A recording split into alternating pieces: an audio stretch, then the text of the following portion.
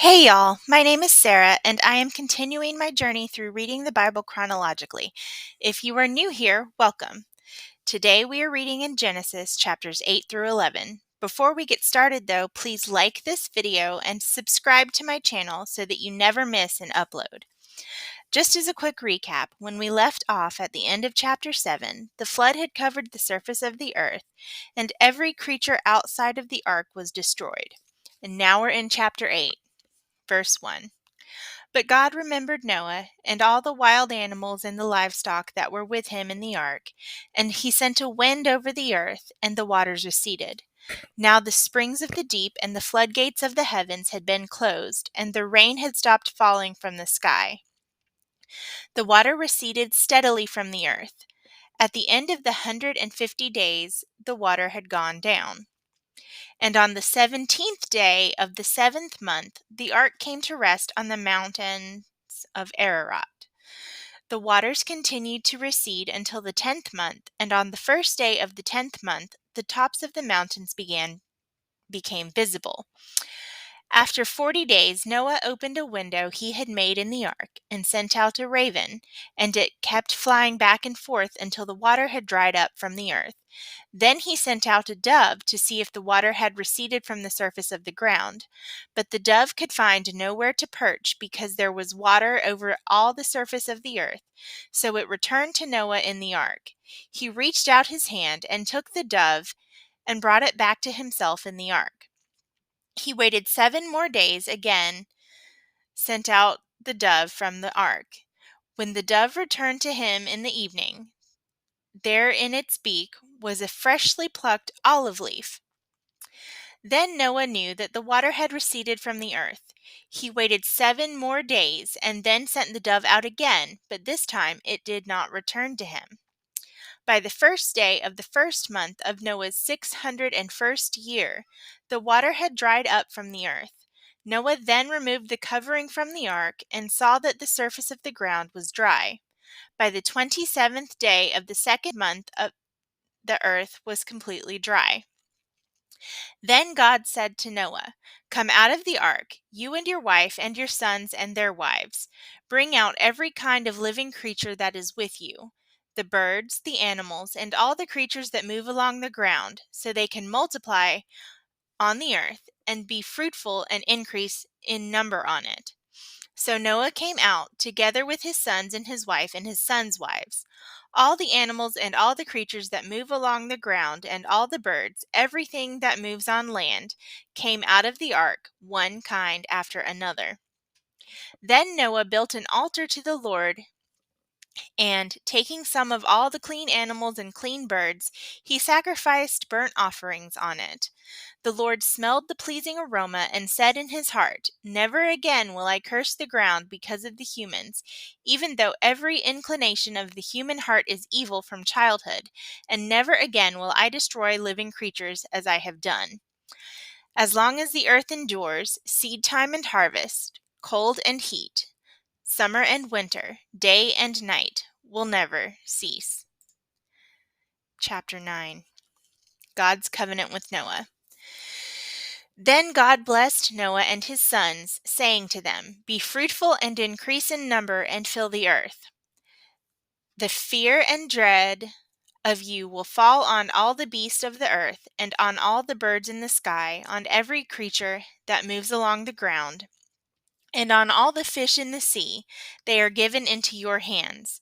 Everything that lives and moves about will be food for you. Just as I gave you the green plants, I now give you everything. But you must not eat meat that has its lifeblood still in it. And for you, your lifeblood will surely demand an accounting. I will demand an accounting from every animal, and from each human being too, I will demand an accounting for the life of another human being. Whoever sheds human blood, by humans shall their blood be shed. For in the image of God has God made mankind. As for you, be fruitful and increase in number, multiply on the earth and increase upon it." Then God said to Noah and to his sons with him, I now establish my covenant with you and with your descendants after you, and with every living creature that was with you, the birds, the livestock, and all the wild animals, all those that came out of the ark with you, every living creature on earth. I establish my covenant with you. Never again will all life be destroyed by the waters of a flood. Never again will there be a flood to destroy the earth. And God said, This is the sign of the covenant I am making between me and you and every living creature with you, a covenant for all generations to come. I have set my rainbow in the clouds, and it will be a sign of the covenant between me and the earth. Whenever I bring clouds over the earth and the rainbow appears in the clouds, I will remember my covenant between me and you and all living creatures of every kind. Never again will the waters become a flood to destroy all life. Whenever the rainbow appears in the clouds, I will see it and remember the everlasting covenant between God and all living creatures of every kind on the earth. So God said to Noah, This is the sign of the covenant I have established between me and all life on the earth. The sons of Noah. The sons of Noah who came out of the ark were Shem, Ham, and Japheth. Ham was the father of Canaan. These were the three sons of Noah, and from them came the people who were scattered over the whole earth.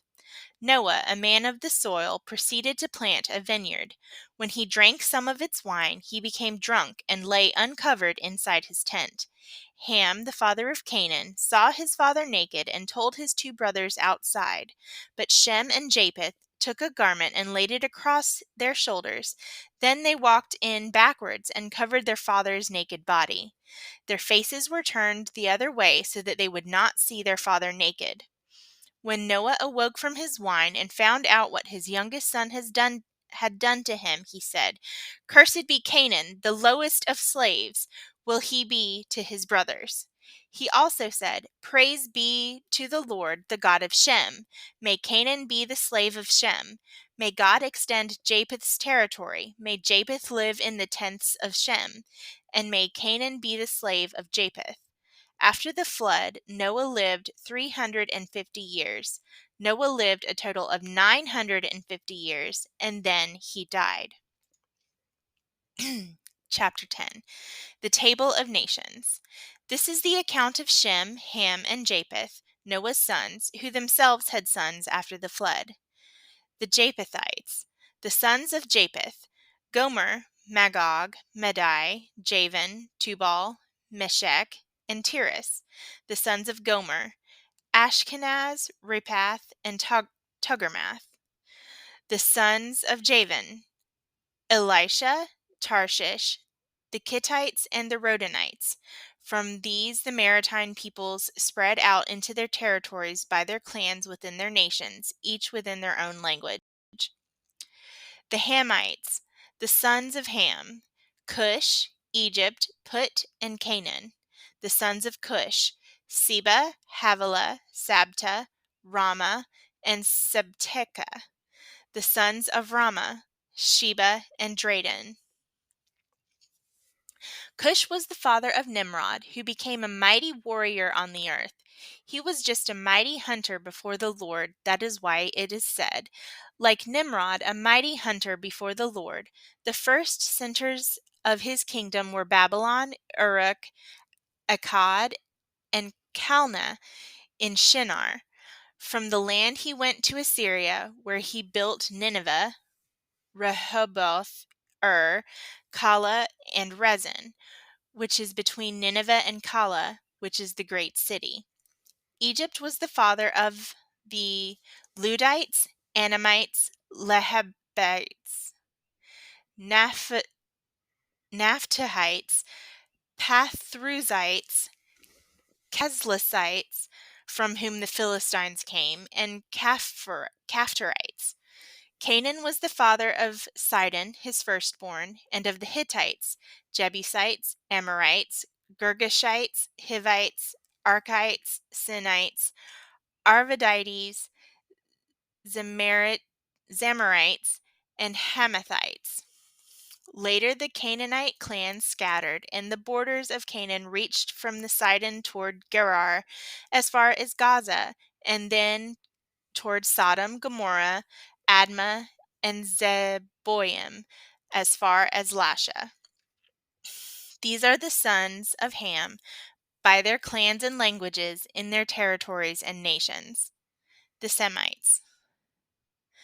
Sons were also born to Shem, whose older brother was Japheth. Shem was the ancestor of the sons of Eber. The sons of Shem: Elam, Asher, Arphaxad, Lud, and Aram. The sons of Aram: Uz, Hul, Gaither, and Meshech. Arphaxad was the father of Shelah, and Shelah the father of Eber. 2 sons were born to Eber. One was named Peleg, because in his time on the earth was divided, his brother was named Joktan. Joktan was the father of Almodad, Sheleph, Hazarmavreth, Jerah, Hadaram, Uzal, Diklah, Obal, Abimael, Sheba, Ophir, Havilah, and Jobab. All these were the sons of Joktan. The regions where they lived stretched from Mesha towards Zephyr in the eastern hill country. These are the sons of Shem by their clans and languages, in their territories and nations. These are the clans of Noah's sons, according to their lines of descent within their nations. From these the nations spread out over the earth after the flood. Chapter 11. The Tower of Babel. Now the whole world had one language and a common speech. As people moved eastward, they found a plain in Shinar and settled there. They said to each other, "Come, let's make bricks and bake them thoroughly." They used bricks instead of stone and tar for mortar. Then they said, "Come, let us build ourselves a city with a tower that reaches to the heavens, so that we may make a name for ourselves. Otherwise we will be scattered over the face of the whole earth." But the Lord came down to see the city and the tower the people were building. The Lord said, "If as one people speaking the same language they have begun to do this, then nothing they plan to do will be impossible for them. Come, let us go down and confuse the language, so they will not understand each other." So the Lord scattered them from there all over the earth, and they stopped building the city. That is why it was called Babel, because there the Lord confused the language of the whole world.